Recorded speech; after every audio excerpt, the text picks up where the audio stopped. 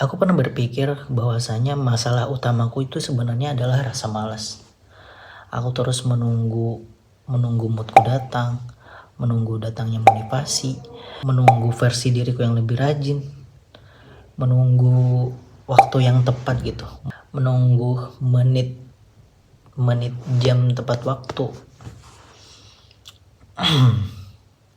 Dan yang paling lucu, aku tuh tahu kalau aku tuh harus ngerjain apa. Nah, aku tahu aku harus keluar dari zona nyaman ini. I have exam next week. Aku tuh tahu, tapi aku tuh males banget untuk bergerak dalam hal kegiatan apapun. Entah itu belajar atau mau ngapain, sesuatu yang produktif lah. Aku tuh males. Nah, itu sesuatu yang lucu sih menurutku. Tapi mengetahui dengan melakukannya itu adalah dua hal yang sangat berbeda. Sebagai contoh, aku tuh tahu minggu depan aku ada ulangan, aku ada ujian, aku ada exam gitu. Harusnya sekarang ini aku belajar. Dan entah kenapa aku dengan santainya masih bisa nonton series yang aku suka, masih bisa scrolling sampai berjam-jam. Yang padahal waktunya itu bisa dipakai untuk belajar. Kalian pernah berpikir nggak kalau rasa mood itu nyebelin? Rasa mood itu nyebelin karena kita tuh tahu kita tuh mau ngerjain apa tapi harus nunggu mood dulu. Dan ini aku udah masuk tahun ketiga di kampusku. Dan ya kalau boleh jujur ini aku nyesal karena nggak ngelakuin apa yang seharusnya aku lakuin sebagai mahasiswa gitu. Sebenarnya kampusku itu nggak penyediain sangat amat banyak. Seperti yang video sebelumnya itu aku udah jelasin bahwasanya kampusku itu sangat menyediakan amat banyak kegiatan. Tapi itu kembali kepada diri kita masing-masing gitu. Sebenarnya gini, kampusku itu dia anggaplah dalam 1 tahun kita punya 11 matkul, 11 mata kuliah. Nilai kalian itu nggak boleh di bawah rata-rata di 3 matkul.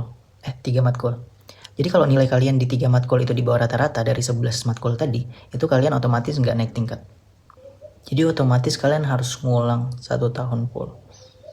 Jadi kampus itu sebenarnya dia, kalian nggak hadir nggak apa-apa. Di seharian itu selama masa kuliah tuh kalian hadir nggak apa-apa. Tapi yang nggak boleh itu nilai kalian itu nggak boleh di bawah rata-rata. Dari 11 matkul tadi, 3 matkul itu nilai kalian nggak boleh di bawah rata-rata. Jadi kita sebagai mahasiswa itu harus mandiri dalam belajar, mandiri dalam mengolah waktu. Dan masalahnya di sini aku tuh malas banget untuk hadir dalam kelas. Mungkin ya tujuan dari kampusku itu ya supaya menanamkan rasa sadar diri, kesadaran dalam mahasiswa untuk belajar gitu. Dia harus mandiri dalam mengolah waktu, mandiri datang ke dalam kelas untuk memudahkan ujian supaya nilaiku aman dari nilai rata-rata dan aku bisa naik tingkat. Nah itu sebenarnya. Tapi nyatanya aku selama ini itu di dalam mode menunggu. Jadi aku selalu menunggu waktu yang tepat, menunggu aku rajin, menunggu moodku datang. Jadi aku mood-moodan gitu. Aku kalau lagi mood doang datang ke kampus atau kalau lagi, nah itu tadi makanya aku sangat benci dengan mood tadi. Tapi udah tahu benci malah sering dilakuin tuh, itu anehnya. Jadi aku tuh pernah baca buku Atomic Habit ini. Jadi di dalam buku ini itu ada kutipan bahwasanya sukses itu adalah produk kebiasaan harian yang kita lakukan, bukan dari transformasi yang hanya kita lakukan sekali seumur hidup. Nah, di sini tuh kita bisa mengambil pelajaran bahwasanya kalau kita mau easy, mudah dalam ujian, itu kita harus melakukan belajar jauh-jauh hari gitu, dengan repetisi hari. Bukan dengan belajar di waktu-waktu yang mepet. Contoh besok ada ujian, nah kita tuh baru belajar malam ini. Mungkin bisa, tapi hasilnya akan sangat lebih berbeda jika dibandingkan dengan belajar yang jauh-jauh hari. Ada satu hal yang sangat menggangguku ketika melihat orang yang produktif. Entah kenapa, aku tuh sering bertanya-tanya, kok bisa mereka seproduktif itu, sedangkan aku nggak ngelakuin apa-apa. Nah itu adalah satu hal yang sangat menggangguku.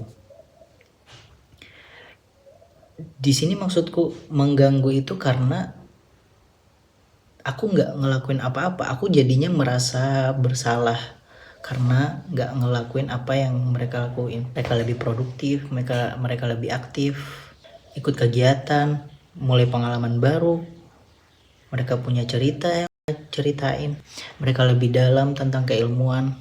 Dan kadang aku tuh bertanya kepada diriku sendiri, like, why not me? Kenapa aku tidak seperti mereka? Padahal kalau dipikir-pikir lagi, waktu yang mereka punya itu tidak jauh berbeda daripada apa yang aku punya. Waktu kami itu sama.